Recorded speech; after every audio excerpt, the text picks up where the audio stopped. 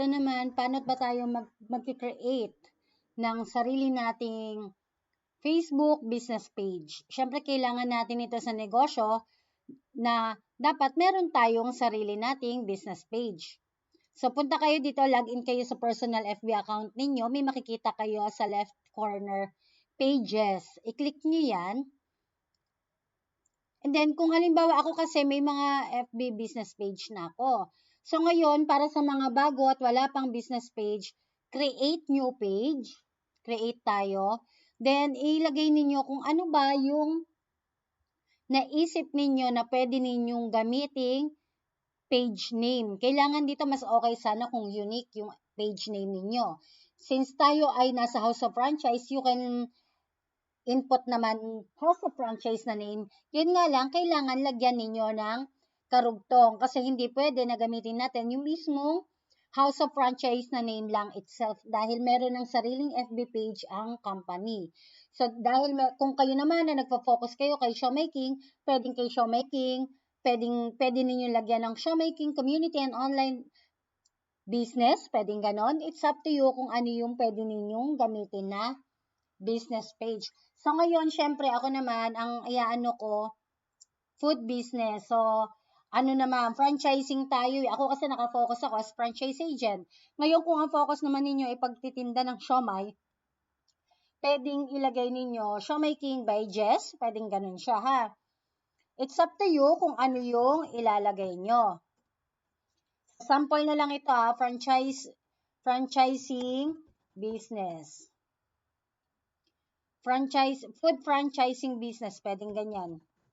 Ito, more on food lang talaga ang ilalagay natin. Category, syempre, ilalagay ninyo food. Yan, may makikita kayo dyan, Food service distributor ba? Kung ano yung category na kailangan ninyo. Syempre, ako kasi food. Food siya, di ba? Food service distributor. You can add dito sa category ng at least 3. 3 siya, franchising. Pwede naman. Ayan, franchising service. Pwede rin. Then, food business. Pwede rin siya. Or food wholesaler. Pwede. Sa bio, pwede kayong maglagay dyan. Ano siya? Offers. Pwedeng ganyan. Offers. Food.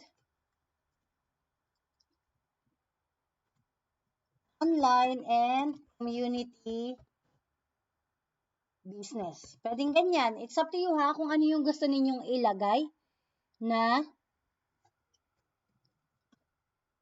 bio niya. Yung nakikita kaagad. So, iyan, ha, once na okay na tayo dito, kasi kapag nag-green, coaches, tandaan ninyo, ha, pagka may green, ibig sabihin yan, wala pang gumamit itong pangalan na to. Then, kapag nag-green naman sa category, ibig sabihin, na-detect ni Meta na connected yung category ko doon sa page name na nilagay ko. Kasi kapag ka nag-X naman yan, ibig sabihin yun, meron ng ganung pangalan. Ngayon, swerte tayo, yung food franchising business, meron siya. Ibig sabihin, nag-green siya. Ibig sabihin yan, inallowed tayo ni Meta. So, i-create ko na ito. Once na na-create ko na siya, after nito, pwede na tayong mag-add ng info, ng mga details, personal details about our business. Pwede naman ng ganon. So, ayan na siya. Kung contact niya, syempre yung website. Ano ba yung website natin? Kung ano yung website ninyo, yung shop link ninyo, pwedeng ilagay ninyo dito yon. Cellphone number tayo, syempre, nandito tayo sa Pilipinas, di ba? Ang target naman talaga natin, mga Filipino, since nationwide ang ating business. Hanapin na natin dito yung Philippines. Then, yung cellphone number mo na active. See to it na active yung cellphone number mo. Email address, and then yung location. Ako kasi, hindi ko nilalagay yung personal na address ko. Ano yung nilalagay ko dito na location? Location ng company. Ano ba yung address ng company? 35 Shaw Boulevard. Kaya importante, coaches, alam ninyo, ultimo small details ng company. Bakit? Kasi kailangan nyo malaman, syempre pag may nagtanong na sa inyo, saan ba yung location ng company ninyo? Yung pinaka main office. Kailangan alam ninyo kung saan. So, ayan siya. Pwedeng ganyan yung gawin ninyo.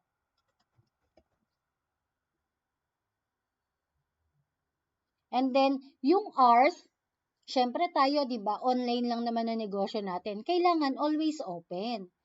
Hindi natin kailangan na maglalagay tayo kung anong specific na hour lang kayo bukas. Kailangan online. Online business tayo, always open ang ilalagay natin. Then, next na uli yan. Makikita ninyo, di ba, yung page health na niya, umaandar siya yung progress. So, as of now, fair, ibig sabihin yan, meron pa tayong mga kailangang tapusin or i-fill up dito sa pag-create natin ng FB page natin. So, ayan na yon. Nakakahalos almost kalahati na, no? Add profile picture. Kailangan kasi syempre may profile picture ang business page mo. So, maglalagay tayo, no? Since syempre ang company, Hall of Famer, ilalagay ko profile picture ng business ko. Ito siya. Ayan. Syempre, di ba, ang ano ko kasi, ang nilagay ko, food franchising business. So, kailangan makikita nila ano ba yung status ng negosyo ko. So, ayan siya.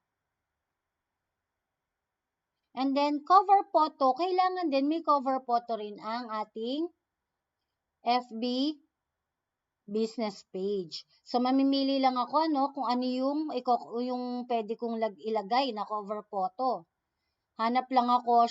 So kailangan talaga meron kayong mga nakasave na mga marketing materials na binibigay ng company natin, di ba, ng Team RM. May nakasave na kayo para meron na kayo, hindi na kayo mahihirapang maghanap, saka lang kayo magda-download. Mamimili na lang kayo kung ano yung gusto ninyong maging cover photo. So, ngayon ako ilalagay ko is itong may 20%. Siyempre, ang inaano ko kasi franchising business. So, ilalagay ko ito, itong 20%. Ayan siya. Ipapakita ko lang. Or, pwede nyo rin naman siyang palitan if you want naman. Pwede naman. Ayan yung pwede kong ilagay. And then, add action button. Pwede tayong mag-customize nito. Ang normally nilalagay namin dito is send message. Para mag-i-inquire sa inyo directly yung customer. So, ayan siya. Nalagay ko ba? Na-click, no? Ayan. Makiklik naman yan. Wait lang. Ayan. Next natin. Ayan na siya. Food franchising business. So, ayan yung magiging action button ko. Makikita nyo yan dito. And then, I'm going to click the next one.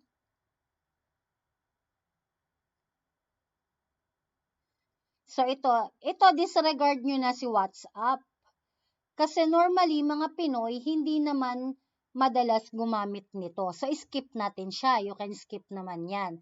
And then, after nyan, syempre, para ma-build natin yung page audience, kailangan nating mag-invite ng friends para makapag-like, makapag-follow ng FB friends natin. Please take note lang na ang kailangan lang natin dito, may daily limit tayo sa invitation, 1,000 lang talaga. So, mamimili tayo. Syempre, ako, as a franchisee, ang target ko, lalo na kung marami kayong mga friends, FB friends, targetin ninyo yung mga kakilala ninyo na ngayon pa lang malalaman na kayo ay mayroong online shop or business. Para makita nila na, meron na siyang negosyo, magkaka-idea na sila, ipa-follow niya yan, babantayan na lagi niya. Ano ba yung bago sa negosyo mo? So, kailangan, ang i-follow ninyo, ang ipa-invite ninyo dito, unang-una, yung mga kamag-anak, kamag-anak, kakilala, kaibigan, katrabaho, ka-FB, friends ninyo. Ngayon kasi ako na, syempre, existing franchisee na ako, limited or selected lang yung ipapa-like ko dito sa page ko. Bakit? Para mas ma-priority ko yung mga taong hindi pa alam or yung mga FB friends ko na hindi niya masyadong nakikita na meron akong negosyo. Para ma-aware siya na, may negosyo pala si Jess. may online shop pala siya. Maiklik nga, tignan ko kung ano ba ito. Para magkaroon ng curiosity yung mga kakilala mo na kay ikaw, may negosyo ka na. So yan, ipipiliin mo lang muna kung sino ba yung pwede mong invite. Pero kung ikaw ay franchise, ikaw ay bago pa lang magkakaroon nito at bago kang franchisee, better kung i-select mo na lahat. Better select all para hindi ka makatulad ko na nag-iisa-isa. Ako kasi pinipili ko lang kung sino yung i-invite ko dito sa business page ko. So after niyan, ayan na meron ng notification, 'di ba? Invite sent. I-next na uli natin siya. Ayan, meron diyan, basahin niyo na lang kung ano ba yung kailangan nating ilagay, kailangan ninyong i-tick yung icon. Marketing and promotional emails, pwede naman if you want. Ako kasi normally inaano ko yan ino-on ko siya para maging updated din ako sa progress or sa innovations ni Meta, ni Facebook. So after nyan, i-click nyo yung done. And then, ayan na, meron na tayong business page. You can take a tour para ma-familiarize ka, lalo na yung mga bago na ngayon pa lang maggagawa ng business page. Iyan yung mga normally na natin na ginagawa. Basic, kumbaga. Ngayon, pwede kang maglagay dito. Ito yung sinasabi ko, pwede mong i-edit yung bio, yung details, pwede mong i-edit if you want. Pwede siya. Pwede ka rin maglagay ng website, yung shop link mo. Then, you can post na. Paano ba tayo magpo-post? Siyempre, mas madali dyan kung ikaw ay nasa Viber community group natin. Active ka sa mga GCs kasi normally nagsasend ako talaga doon. You can copy yung mga pinopost ng mga franchisees. Ako, technically, dapat i-copy ninyo yung sa akin. Kasi andyan naman na halos lahat. Pwedeng ganun ang gawin ninyo. Pwede rin kayong mag-search sa Viber natin. Ano ba yung mga ipopost natin? Actually, hindi mahirap mag-post kasi nga, dahil meron tayong mga free marketing materials. Ngayon naman, tuloy-tuloy ko na to coaches.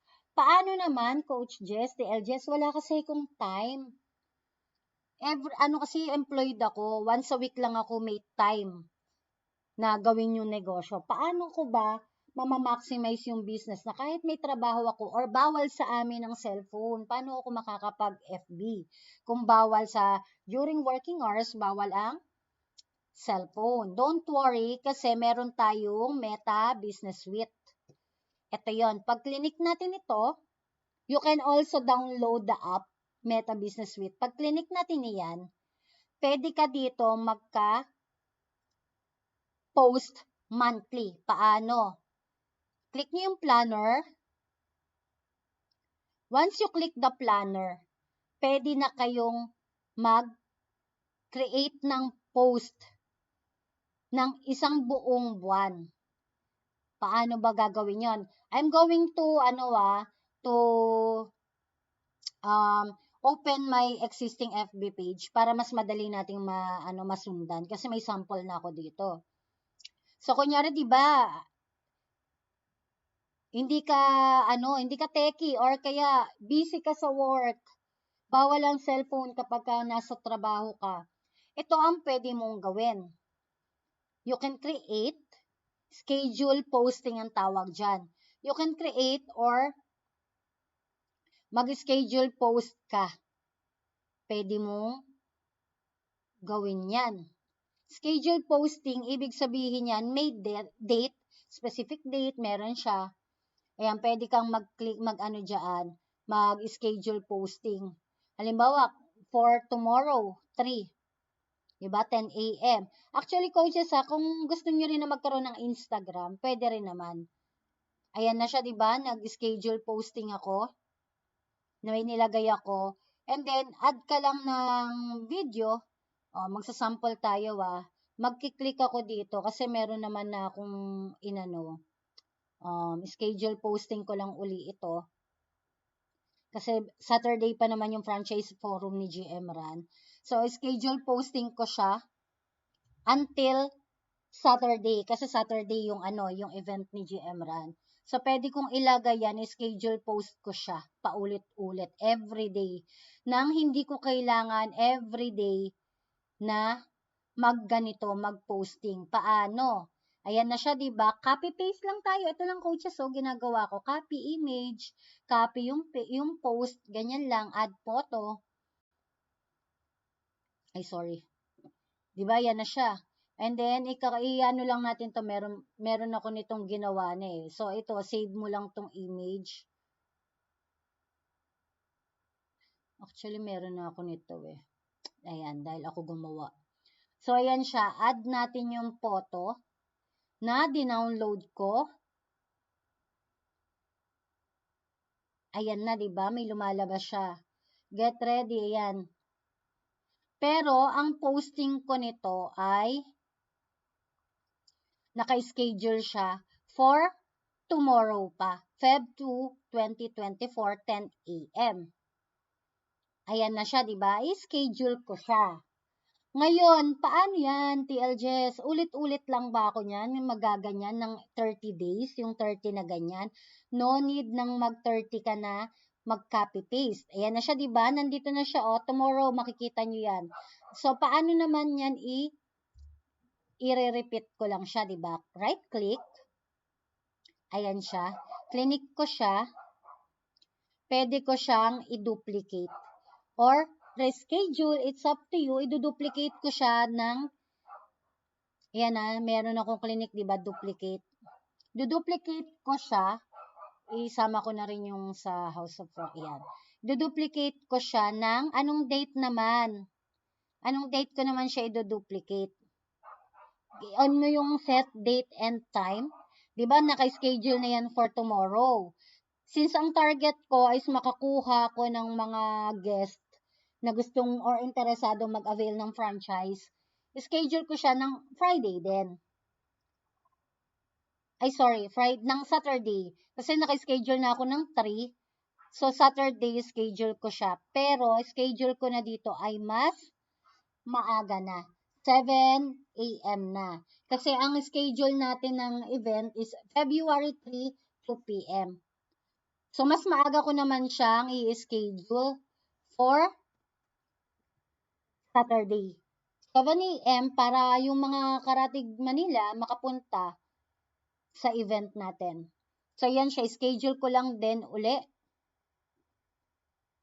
And then, makikita ninyo sa planner na andun na siya. So, no need na araw-araw mag-post ka. Ayan, di ba, nagdoble siya. Ito yung pinost ko. Actually, kanina meron na ako niyan, di ba? Nandito siya. Nasaan na ba yan? Ayan, pinost ko na siya kanina, 2 p.m. Ngayon, ginawa natin, ipinost ko siya, schedule posting. So, you can do that. Click nyo lang yan, and then duplicate. So, ang kagandahan nito, coaches, makikita ninyo, kung halimbawa ito sample, January, may post ako sa FB page ko ng January. Ito, or halimbawa January, lipat pa tayo, yung medyo malayo na para makita ninyo yung difference niya kapag nag-schedule posting tayo. Kagandahan niyan kung wala kayong maisip, natatamad kayong natatamad kayong mag-copy paste. Alam niyo pwede ninyong gawin. Click niyo to. Yan, nag-click ako. Ito gagawin ko ay duplicate. Ito, i-duplicate ko na lang siya. Pwede siyang i-duplicate. Paano ko ba siya i-duplicate?